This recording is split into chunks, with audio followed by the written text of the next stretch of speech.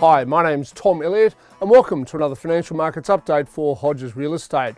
Well, it's fair to say here in early December that the economic news is fairly mixed. For example, the Australian national accounts have just come out and shock horror, September quarter GDP fell 0.5%. Now we all know that if we get not one but 2 quarters of negative GDP, that officially constitutes a recession. We haven't had such a thing since the early 1990s, around about a quarter of a century ago. I don't think we'll have a technical recession this time round. I reckon it's a blip in the stats, but still unwelcome news for the Australian economy. Also, OPEC, the oil producing cartel, appears to have got its act together. They have met and decided to cut oil production by around about 3%. This has sent oil prices a little bit higher, and motorists have noticed that petrol prices have also firmed in recent weeks. US rates look certain to be going up fairly soon. We don't know exactly when. I'm guessing it's going to be early 2017. Local lending rates also here in Australia have gone north. Now, even though the Reserve Bank sat on its hands at its December rate meeting, and that means no rate rises for at least the next 2 months, lending rates by NAB, Westpac, Commonwealth, even ANZ have all gone up. So this is the Australian banks acting independently of the Reserve Bank. The Australian dollar has got weaker, and again that negative GDP number hasn't helped the Australian dollar, but it hasn't been all bad. Now, for example, since Donald Trump was elected President of the United States just on a month ago, the share market has rocketed up. Uncertainty is over. He's seen as a big spending president.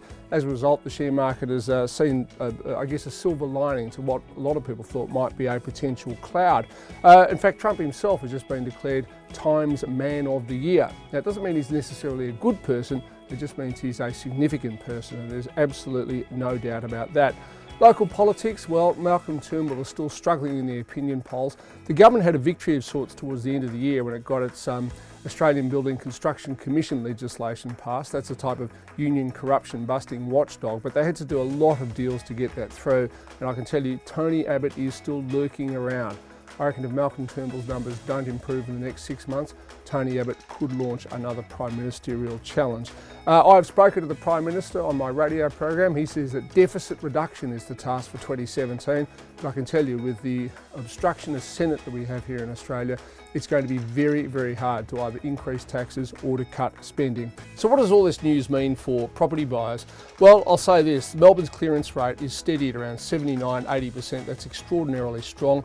But beware, interest rates I think are starting to head up irrespective of what the Reserve Bank does. The advice probably is borrow sensibly.